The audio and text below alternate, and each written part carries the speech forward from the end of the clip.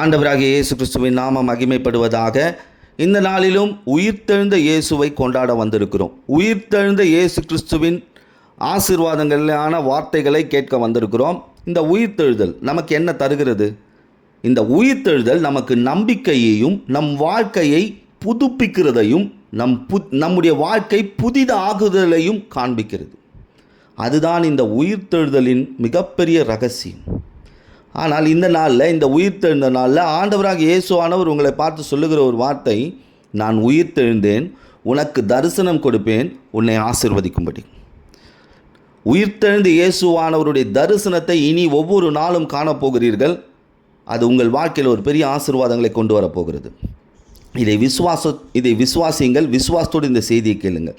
இயேசுவானவர் நமக்காக பூமியில் வந்தார், நமக்காக மரித்தார், நமக்காக உயிர்த்தெழுந்தார், நம்மை ஆசீர்வதிக்கும்படி. இதை எப்படி சொல்கிறீங்க பாஸ்டர்? அப்போஸ்தலர் நடபடிகள் 1:3 அவர் பாடுபட்ட பின்பு 40 நாள் அளவும் அப்போஸ்தலருக்கு தரிசனமாகி, நல்ல கவனிங்க, 40 நாள் அளவும் அப்போஸ்தலர்களுக்கு தரிசனமாகி. அப்போஸ்தலர்களுக்கு தரிசனம் கொடுத்தார்னா உங்களுக்கும் அனுதினமும் தரிசனம் கொடுப்பார். அடுத்தது பாருங்கள், தேவனுடைய ராஜ்யத்துக்குரியவைகளை அவர்களுடனே பேசி அநேகம் தெளிவான திஷ்டாந்தங்களினாலே அவர்களுக்கு தம்மை உயிரோடு இருக்கிறவராய் காண்பித்தார். மரித்து உயிரோடு எழும்பின இயேசுவானவர் இங்கே பாருங்கள் நிறைய காரியங்களை செய்திருக்கிறார்.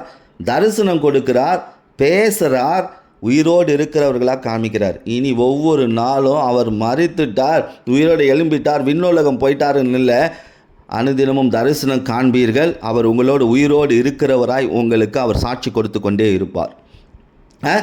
பாருங்கள், உயிர்த்தெழுந்த பின்பு இதுதான் ஆண்டவராக இயேசுவானவர் செய்த காரியம். ஏன்னா அவர் சொன்னபடியே உயிர்த்தெழுந்தார், தரிசனமானார். அப்போ இந்த தரிசனம் வெளிப்பாடுகளை நமக்கு கொடுக்கிறது, நம்மை ஆசீர்வதிக்கிறது. இதை குறித்து நாம் எங்கெல்லாம் இந்த தரிசனம் எப்படியெல்லாம் நிறைவேறினது, எப்படியெல்லாம் தரிசனம் கொடுத்தார், அதனால் என்ன நடந்தது, நமக்கு அப்படிப்பட்ட ஆண்டவராகிய இயேசுவானவருடைய தரிசனம் கிடைக்கும் பொழுது நம் வாழ்க்கை எப்படியாய் மாற்றப்படும் என்பதை குறித்து நாம் தியானிக்க போகிறோம். மார்க் எழுதின சுவிசேஷம் 16:9 நான் சுருக்கமாய் சொல்லி கொண்டிருக்கிறேன். இந்த இடத்துல அதிகாலையில் மகதலியானா மரியாளுக்கு முதல் தரிசனம் கொடுக்கிறார். பாருங்கள், முதல் தரிசனம் பாருங்கள். இவள் இயேசுவை காணும்படி முதலாவது கல்லறைக்கு போகிற நபர் இயேசுவானவரை பார்த்துடணும் அப்படின்ற ஒரு வாஞ்சியோட. அப்போ இன்றைக்கும் இயேசுவானவரை ஆராதிக்கும்படி ஓய்வு நாளுக்கு சரியாக வந்து அதை அனுசரிக்கிறவர்களுக்கு நிச்சயமாக தரிசனம் கிடைக்கும். கர்த்தருடைய வார்த்தையை கேட்கணும், அவர் ஆராதிக்கணும், திருச்சபைக்கு வரோம் பாருங்கள், அவங்களுக்கு நிச்சயமாக தரிசனம் கிடைக்கும். அது மட்டும் இல்லை, மத்தேயு 28:9 இயேசு தானே அவர்களுக்கு எதிர்பட்டு வாழ்க என்றார். அவர்களுக்கிட்ட வந்து அவர்கள் பாதங்களை தழுவி அவரை பணிந்து கொண்டார்கள். பாருங்கள், தரிசனம் பெற்ற உடனே பாதத்தில் விழுந்துட்டாங்க. இன்றைக்கு நாம் தரிசனத்தை பெற்றுக்கொள்ளுகிறோம், அவருடைய பாதத்தில் காத்திருக்கணும். இந்த மரியாள் தான் இயேசுவானவருடைய உயிர்த்தெழுந்த நற்செய்தியை மற்றவர்களுக்கு கொண்டு போனாங்க. இப்போ பாருங்கள், ஆண்டவராகிய இயேசுவை நாம் ஆராதிச்சிட்ருக்கோம், அவர் உயிர்த்தெழுந்தார். இப்போ அவருடைய பாதத்தில் பணியணும், அவருடைய மகிமையின் சுவிசேஷத்தை மற்றவர்களுக்கு கொண்டு போகணும். அப்போ எப்போ நமக்கு அந்த வாஞ்சை இருக்கிறதோ, நான் இயேசுவாண்டை சென்று என்ன பண்ணுவேன், அவரை ஆராதிப்பேன், திருச்சபைக்கு ஒழுங்காக போவேன், ஓய்வு நாள் அசட்டை பண்ண மாட்டேன் அப்படின்னும் போது தரிசனம் நிச்சயமாக கிடைக்கும், நீங்கள் வாழ்வீர்கள். ரெண்டாவது பாருங்கள், யோவான் 20:19-20 வசனம் சொல்லப்பட்டிருக்கு. சீஷர்கள்லாம் பாருங்கள், யூதர்களுக்கு பயந்து கதவை மூடிக்கிட்டு இருக்காங்க. இயேசு அவர்கள் மத்தியில் அவர்கள் வந்து நின்று உங்களுக்கு சமாதானம் என்றார். சீஷர்களுக்கு தரிசனம் கொடுக்கிறார், சமாதானம் கொடுக்கும்படி. அப்போ தரிசனமானது உங்களுக்கு சமாதானத்தை கொண்டு வரும். நீங்கள் விசுவாசிங்க, இனி என் வாழ்க்கையில் அனுதினமும் இயேசுவானவரை தரிசிப்பேன். அது எப்படின்னா, என் வாழ்க்கை சமாதானத்தின் பாதையில் நடத்தப்படும். தரிசனம் பெற்றவர்கள் சமாதானத்தோடு வாழ்வார்கள். அப்போ ரெண்டாவது காரியம் பாருங்கள், இது வரைக்கும் சமாதானம் இல்லையா, ஆனால் இனி சமாதானம் உண்டாகும். உயிர்த்தெழுந்த இயேசு தரிசனம் ஆயிருக்கிறார், அவர் சமாதானத்தை தருவார். மூன்றாவது காரியம், யோவான் 21:1-5 மீன் பிடிக்கிறவர்களுக்கு தரிசனமானார். நான் சுருக்கமாக சொல்லி கொண்டிருக்கிறேன். மீன் பிடிக்கிறவர்களுக்கு தரிசனமானார். எந்த வலையை விட்டு பேதுருவும் சீஷர்களும் ஆண்டவராக இயேசுவின் பின்னாடி போனாங்களோ அதே வலையை எடுத்துக்கிட்டு மறுபடியும் மீன் பிடிக்க போயிட்டாங்க. ஆனால் பாருங்கள், உயிர்த்தெழுந்த இயேசுவானவர் அங்கே போய் தரிசனம் கொடுக்கிறார். இவர்களுக்கு புசிப்பதற்கு ஏதாவது உண்டா என்று கேட்குறார். பாருங்கள், பின்மாற்றத்தில் போனவர்கள், வலையை எடுத்துக்கிட்டு வலையை விட்டு இயேசுவின் பின்னே வந்தவர்கள் வலையை எடுத்துக்கொண்டு மறுபடியும் இயேசு மரித்த பிறகு என்ன பண்ணுறாங்க? பின்மாற்றத்தில் போனாங்க. அப்போ பாருங்கள், உயிர்த்தெழுந்த இயேசுவானவர் அவர் என்ன பண்ணுறாராம்? பின்மாற்றத்தில் போனவர்களை தேடி போய் தரிசனம் கொடுக்குறாரு. இப்போ நாம் அவருடைய தரிசனத்தை பெற்று இருக்கிறோம், அவரை ஆராதிக்கிறோம், அவர் ஆராதிக்கும்படி வந்திருக்கிறோம். அப்போ அவருக்கு ஏதாவது கொடுக்க ஆயத்தமாக இருக்கிறோமா? அங்கே போய் சீஷர்கள்கிட்ட கேட்டார், ஏதாவது இருந்தால் கொடுங்க அப்படின்னு சொல்லி. கொடுக்க ஆயத்தமாக இருக்கணும். அவர் நமக்கு சமாதானத்தை தருகிறார், ஜீவனை தந்திருக்கிறார், விடுதலையை தந்திருக்கிறார், ஐஸ்வர்யத்தை தந்திருக்கிறார். நாம் அவருக்கு என்ன தரோம்? உயிர்த்தெழுந்த இயேசுவுக்கு நாம் என்ன தந்துட்டுருக்குறோம்? அவர் போய் அந்த மீன் பிடிக்கிறவர்கள்ட்ட ஏதாகிலும் உண்டான்னு கேட்குறார். அப்போ ரெண்டாவது தரிசனம் பாருங்கள், பின்மாற்றத்தில் போனவர்களுக்கு தரிசனத்தை கொடுத்து அவர்களை மறுபடியுமாய் கிறிஸ்துவுக்குள்ளே கொண்டு வரார். இப்போ அவங்க வாழ்க்கை பின்மாற்றத்தில் இருக்கா? ஒப்பு கொடுங்க. ஆண்டவரை விட்டு நான் ரொம்ப தூரம் போயிட்டேன், ஒரு நேரத்தில் ஆண்டவரேன்னு ஓடினேன், இப்போ ஆண்டவரை விட்டு வெகு தூரமாக போயிருக்கிறேன், இன்றைக்கி ஒப்பு கொடுங்க. உயிர்த்தெழுந்த இயேசுவானவர் உங்கள் வாழ்க்கையில் வந்திருக்கிறார். நான்காவது காரியம் 1 கொரிந்தியர் 5:15 பின்பு யாக்கோப்புக்கும் அதன் பின்பு அப்போஸ்தலர் எல்லோருக்கும் தரிசனமானார். யாக்கோப்புக்கு தரிசனமானார். இந்த யாக்கோப்பு இயேசு கிறிஸ்துவின் சகோதரர். இவர் இயேசு கிறிஸ்துவின் தரிசனம் பெற்ற பிறகு தான் விசுவாசியாய் மாறுறார், புகழ்பெற்ற மனிதனாக மாறுறாரு. இவர் நீதி உள்ள மனிதன் என்று பெயர் பெறுகிறார். பாருங்கள், உயிர்த்தெழுந்த இயேசுவானவர் ஒரு மனிதனுடைய வாழ்க்கை எப்படி மாற்றுறார் பாருங்கள். அப்போ உயிர்த்தெழுந்த இயேசுவை முதலாவது தரிசிக்க வரணும், அவரை ஆராதிக்கணும், அவரை மகிமைப்படுத்தணும், அவரை விசுவாசிக்கணும். அப்போ விசுவாசிக்கும் பொழுது தேவ மகிமை காணப்படும். அப்போ இந்த யாக்கோப்புடைய வாழ்க்கையில் தேவ மகிமை காணப்பட்டது காரணம், தரிசனத்தை பெற்றவுடனே விசுவாசிக்கிறார். அந்த விசுவாசம் இவருடைய வாழ்க்கையில் தேவ மகிமையை கொண்டு வருகிறது. எப்போ தேவ மகிமையை கொண்டு வந்து விசுவாசிக்க ஆரம்பிக்கிறீங்களோ அப்பயே உலகத்தை ஜெயிச்சிருவீங்க. உங்கள் தரித்திரம் ஐஸ்வர்யமாக மாறும், உங்கள் சத்துருக்களை ஜெயிச்சிருவீங்க. விசுவாசிங்க, உங்கள் வாழ்க்கை புகழ்ச்சியாக மாறும். விசுவாசிங்க, உங்கள் நீதி மற்றவர்களுக்கு வெளிச்சமாக மாறும். அப்போ பாருங்கள், தரிசனம் ஒரு மனிதனுடைய வாழ்க்கையை மகிமையாய் மாற்றுகிறது.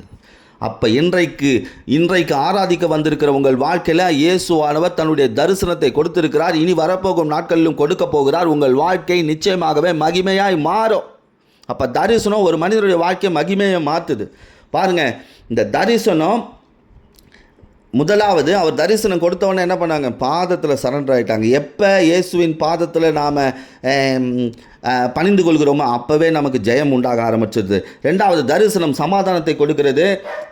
அடுத்தது பாருங்கள், தரிசனம் பின்மாற்றத்தில் போனவர்களே முன்னே கொண்டு வருகிறது. அடுத்த தரிசனம் ஒரு மனுஷனே எப்படி ஆகுது? மகிமை நிறைந்தவனாக மாற்றுகிறது.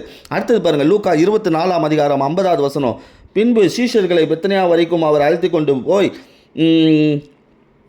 தம்முடைய கையை உயர்த்தி அவர்களை ஆசீர்வதித்து, உயிர்த்தெழுந்த இயேசு பாருங்கள், அவர் பாருங்கள் கடைசியாக செய்கிறார் பாருங்கள், அவருடைய திட்டம் ஆசீர்வாதம். உயிர்த்தெழுந்து தரிசனமாகிறார். எதுக்கு? ஆசீர்வாதத்தை கொடுக்கும்படி. அப்போ உயிர்த்தெழுந்தவர் தரிசனத்தை கொடுக்கிறார், பரலோகம் போனார். ஆனால் நம் மத்தியில் இன்னும் உயிரோடு இருக்கிறார். சதா காலங்களில் உங்கள் மத்தியில் உயிரோடு இருக்கிறார். அப்போ பாருங்கள், தரிசனம் ஒரு மனுஷனுடைய வாழ்க்கையை ஆசீர்வதிக்கிறது. வெளிப்படுத்தல் 1:17-18 இந்த அப்போஸ்தலனாகிய யோவானுக்கு பத்மு தீவில், யாருமே இல்லாத தீவில் ஒரு தரிசனம் கிடைக்குது. அங்கே ஆண்டவர் பேசுகிறார் பாருங்கள். அவன் சொல்கிற வார்த்தையை பாருங்கள், நான் அவரை கண்டேன், செத்தவனை போல அவருடைய பாதத்தில் விழுந்தேன். பாருங்கள், தரிசனம் பார்த்தவொடனே பாதத்தில் விழுந்தாச்சு. அப்பொழுது அவர் தம்முடைய வலது கரத்தை என்மேல் வைத்து என்னை நோக்கி, பயப்படாதே, நான் முந்தினவரும் பிந்தினவரும் உயிருள்ளவருமாய் இருக்கிறேன், மரித்தேன், ஆனாலும் இதோ சதா காலங்களிலும் உயிரோடு இருக்கிறேன். தரிசனம் பாருங்கள், இந்த ஒன்றும் இல்லாத இடம், சிறையிருப்பு, ஒன்றுமே நாடு கடத்தப்பட்ட ஒரு வாழ்க்கை, மனிதர்களே இல்லாத இடம், அந்த இடத்துலையும் அவனை தேடி தரிசனம் போதுன்னா, இப்போ இயேசுவுக்கு சமீபமாக இருக்கிற உங்கள் வாழ்க்கையில் நீங்கள் எதிர்பார்த்துருக்கிற காரியங்களில் ஒரு தரிசனம் உண்டாகும். அந்த தரிசனம் பாருங்கள், ஆண்டவர் சொல்கிறார், நான் உயிரோடு இருக்கிறேன்.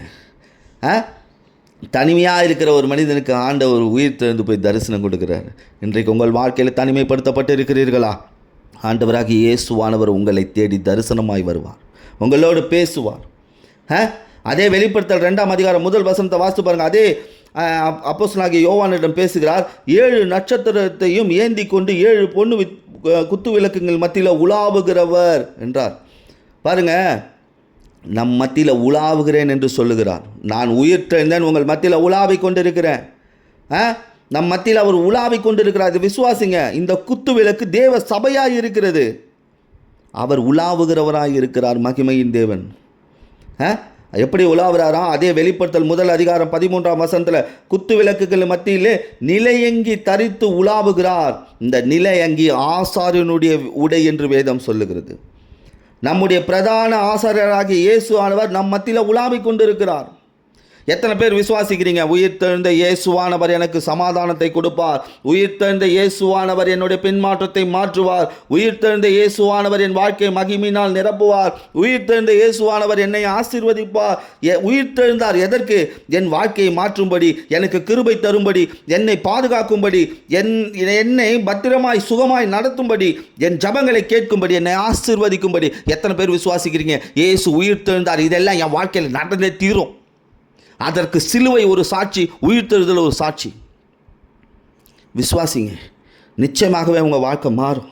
ஆபிரகாமுக்கு ஒரு தரிசனம் கிடைத்தது. ஆதியாகமம் 12 7 வசனத்தில், உன் சந்ததி இவ்வளவா இருக்கும், இந்த தேசத்தையே உன் சந்ததி கொடுப்பேன், பட் நீ பயப்படாத, உனக்கு கேடகமும் உனக்கு மகா பெரிய பலனுமாக இருக்கிறேன். தரிசனம் கொடுப்பது மட்டுமல்ல, அதை நிறைவேற்றும்படி அவர் கூடவே இருக்கிறவராக இருக்கிறார். ஈசாக்குக்கு ஒரு தரிசனம் கிடைத்தது. ஆதியாகமம் 26 24 வசனத்தில் பாருங்கள், ராத்திரியில் ஒரு தரிசனம். பயப்படாத, உன் தகப்பனாகிய ஆபிரகாமின் தேவன், பயப்படாத, உன்னோட இருந்து உன்னை ஆசீர்வதித்து உன் சந்ததியை பெருக பண்ணுவேன். ஆண்டவர் வாக்கு தத்தத்தை கொடுக்கிறவர் மட்டுமல்ல, தரிசனத்தை கொடுக்கிறவர் மட்டுமல்ல, சந்ததி வரை அதை கொண்டு போகும்படி உங்களோடு இருந்து அதை ஆசீர்வதிக்கிறவராக இருக்கிறார். யாக்கோப்புக்கு ஒரு தரிசனம் கிடைக்கிது. ஆதியாகமம் 35 9 வசனம், பதாமரம் மாட்டிக்கொண்டிருக்கிற ஒரு சூழ்நிலை, வெளியே வர முடியாத ஒரு சூழ்நிலை, ஒரு தரிசனம் கிடைக்கிது. அந்த இடத்துல அவன் ஆசீர்வதிக்கிறார்னா, உங்களுடைய இடுக்கமான மாட்டிக்கொண்டிருக்கிற சூழ்நிலையில் அவர் ஆசீர்வதிக்க வல்லவராக இருக்கிறார். தாவீதுக்கு ஒரு தரிசனம் கிடைக்கிறது. அப்போஸ்தலர் நடபடிகள் சங்கீதம் 89:19 நீர் உம்முடைய பக்தனுக்கு தரிசனமாகி சகாயம் செய்யத்தக்க சக்தியை கொடுக்கிறீர், உயர்த்துகிறீர். பாருங்க, தரிசனம் ஒரு சகாயம் செய்யும் சக்தியை கொடுக்குது. உங்களுக்கு ஒரு சக்தியை கொடுக்குது. சக்தியை கொடுக்குறது மட்டும் இல்லாமல் உங்களை உயர்த்தும். தானியலுக்கு ஒரு தரிசனம் கிடைக்கிறது. தானியல் 2 19 வசனத்தில் தரிசனத்தில் தானியலுக்கு மறைபொருள் வெளிப்பட்டது.